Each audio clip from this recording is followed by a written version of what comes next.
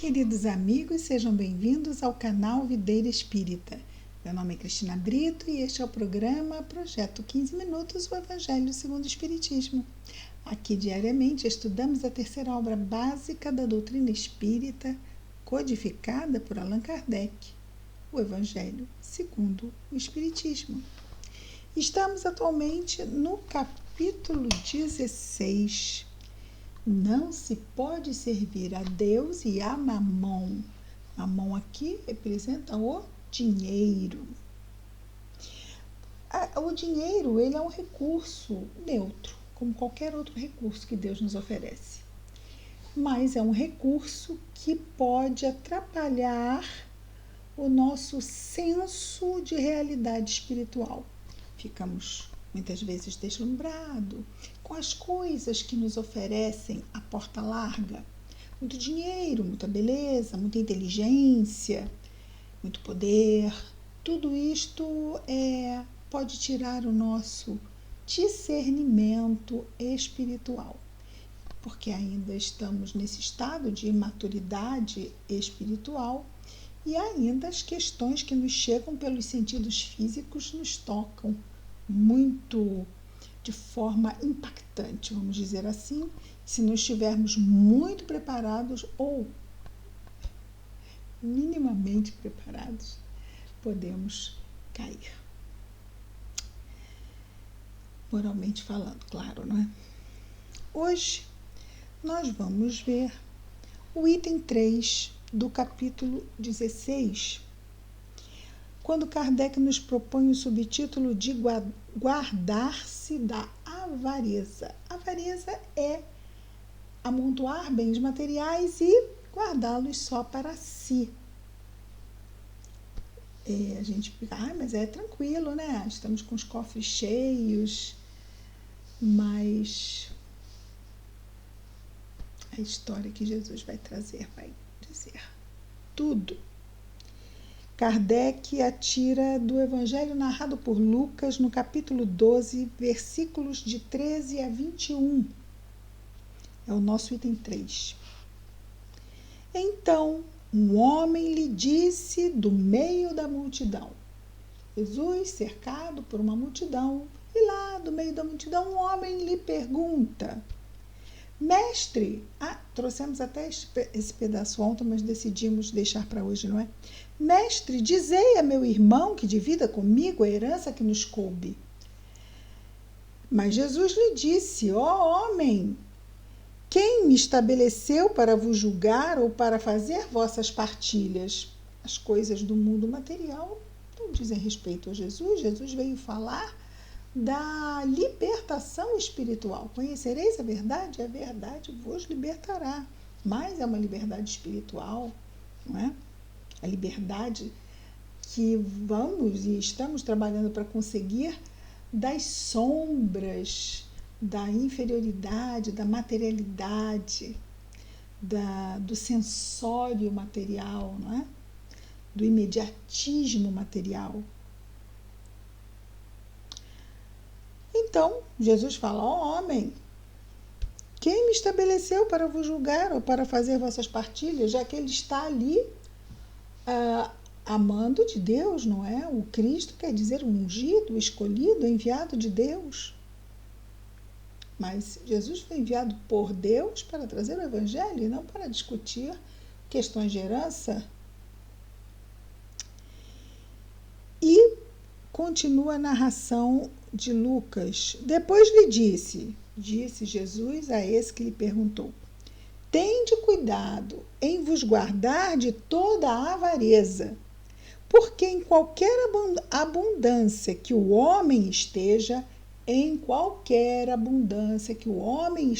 falamos aqui que não é só abundância de dinheiro, mas pode ser de beleza, pode ser de poder, pode ser de inteligência, porque em qualquer abundância que o homem esteja, sua vida não depende dos bens que ele possua. Sua vida eterna, sua vida espiritual. Porque Jesus fala para individualidades imortais. Então, a sua vida espiritual não vai depender dos bens terrenos que possua. A sua vida imortal depende dos bens espirituais que possua.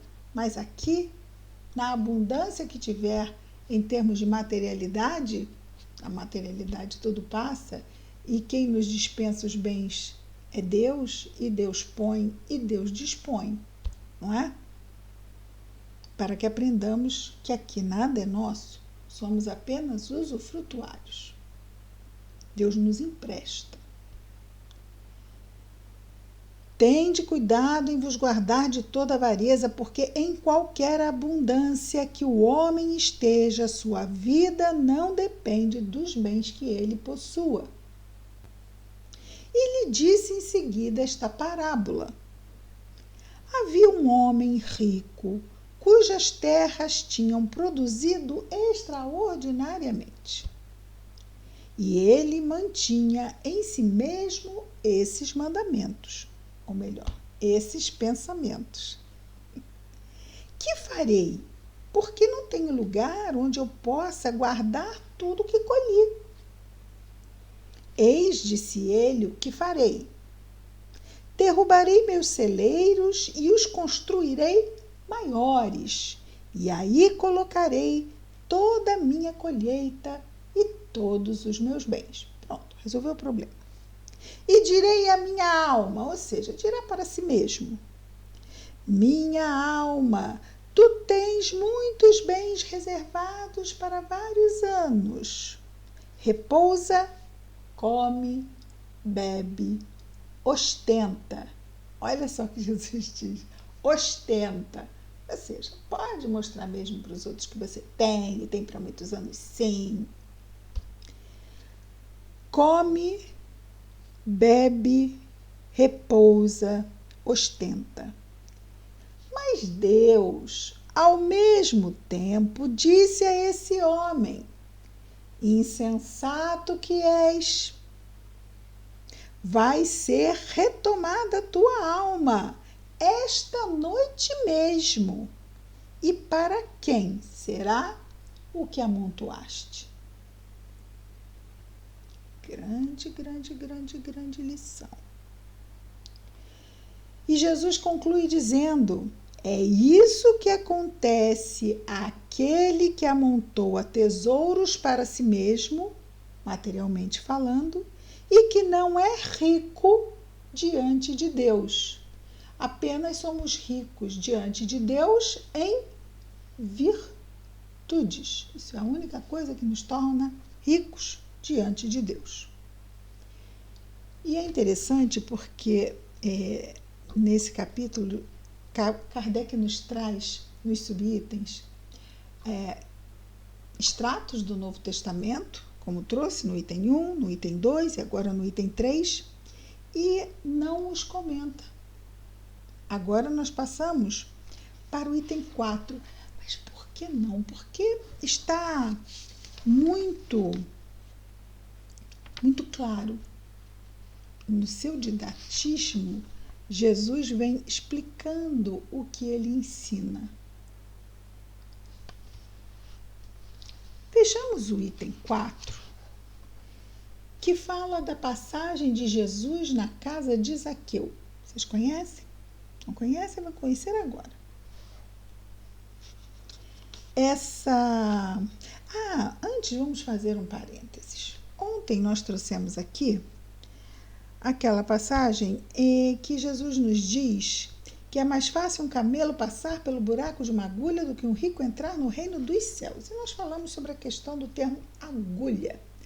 Mas não percebemos, nos passou distraído, desapercebido, uma nota que Kardec deixou, não sobre a palavra agulha, mas sobre a palavra camelo. Diz Kardec que a palavra camelo também era usada para cabo. E é interessante porque nós temos muitas palavras com mais de um significado. E o importante é que a gente tenha a ideia da dificuldade, e por isso ele fez a comparação, pela dificuldade. E aqui ele diz que camelo também era usado para representar ou para expressar cabo, né? Aquele fio grosso, cabo de aço. Claro que naquele tempo não tinha cabo de aço, mas seria uma corda grossa. E vamos tentar passar uma corda pelo buraco de uma agulha. Por maior que seja a agulha, vai ser bem complicado. Então, ele diz que poderia ser isto também. O importante, repitamos, que é o que Jesus também nos trouxe, não é? A letra mata, o espírito vivifica. Vamos transcender as palavras e entender o sentido. Isso é que importa, entendermos o sentido, a lição. Item 4, então, Jesus na casa de Zaqueu. Jesus, tendo entrado em Jericó, uma cidade, passava pela cidade. Entrou e começou a atravessar a cidade. E havia um homem chamado Zaqueu, chefe dos publicanos. Ou seja, os publicanos são os cobradores de impostos. São judeus, mas que cobram impostos dos judeus para repassar aos romanos. Eram muito mal vistos, é claro, pelos judeus. Mateus também era um publicano, cobrador de impostos, que largou a sua profissão para ser apóstolo. E depois se tornou um dos evangelistas, não é? Então, Zaqueu, ele não só era publicano, ele era chefe dos publicanos lá em Jericó. Muito rico, que tendo vontade de ver Jesus para conhecê-lo, não o podia por causa da multidão, porque ele era muito baixo. Por isso correu à frente e subiu em um sicômoro para vê-lo. Sicômoro é uma árvore, ok? É o nome de uma árvore. Porque ele devia passar por ali. Jesus, tendo chegado a esse lugar, olhou para cima e, tendo-o visto, lhe disse: Zaqueu, olha como Jesus nos conhece a todos, chamou Zaqueu pelo nome. Zaqueu, apressai-vos em descer, porque é preciso que eu me aloje hoje em vossa casa. Nossa, que maravilha! Não é? Jesus, assim. Esta aí. Hoje eu vou passar a noite lá na sua casa. Então, avia-te, né? Vai lá resolver e providenciar tudo. Apressai-vos em descer, porque é preciso que eu me aloje hoje em vossa casa. Zaqueu desceu logo e o recebeu com alegria à sua casa. Vendo isso, todos murmuraram, dizendo: ele foi alojar-se na casa de um homem de má vida, o publicano, muito mal visto. Entretanto, Zaqueu, apresentando-se diante do Senhor, lhe disse: eu dou a metade dos meus bens aos pobres. E se causei dano a alguém, no que quer que seja, ele vai dar, tocado pela mensagem de Jesus, né? Principalmente, provavelmente aqui, se referindo à avareza, não é? Então, isso ele decidiu. Com Jesus na sua casa, disse ao mestre que iria dar metade dos seus bens aos pobres. E se causei dano a alguém, diz Zaqueu, no que quer que seja, eu lhe retribuirei em quádruplo. Então, se o prejuízo foi 1, ele pagaria 4. Sobre o que Jesus lhe disse: esta casa recebeu hoje a salvação, porque este é também filho de Abraão. E aqui Jesus usa uma linguagem para se fazer muito bem entendido por todos que estavam ali e eram judeus, mas havia um olhar muito negativo para com Zaqueu por preconceito. Então, Jesus é um daqueles que luta pelo preconceito, até porque uma das leis de Deus é a lei de igualdade. Mas os homens costumam se dividir, né, entre X e Y, Z e W, E isso aí começa a confusão. Então ele diz: este também é filho de Abraão, porque o filho do homem, referindo-se a ele mesmo, Jesus, porque o filho do homem veio para procurar e salvar o que estava perdido. Então estava ali um homem preso nas garras da usura, da avareza, esse era Zaqueu, mas diante do encontro com Jesus, e foi ele que foi até Jesus, subiu no sicômoro.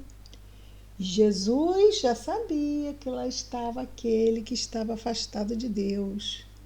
Chamou para si. E Zaqueu, que já estava indo, continuou indo. Nós estamos indo atrás de Jesus? Vamos continuar indo. Este é o caminho da nossa renovação. Que Jesus veio para procurar e salvar o que estava perdido. Estava na medida em que ele mesmo volta ao caminho do Pai. Mas muitos de nós ainda não voltamos. No mundo, sabemos. Então, vamos orar uns pelos outros a fim de que todos possamos retornar ao caminho do Pai.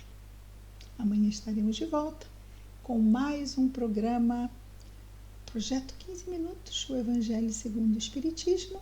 Até amanhã. Muita paz a todos.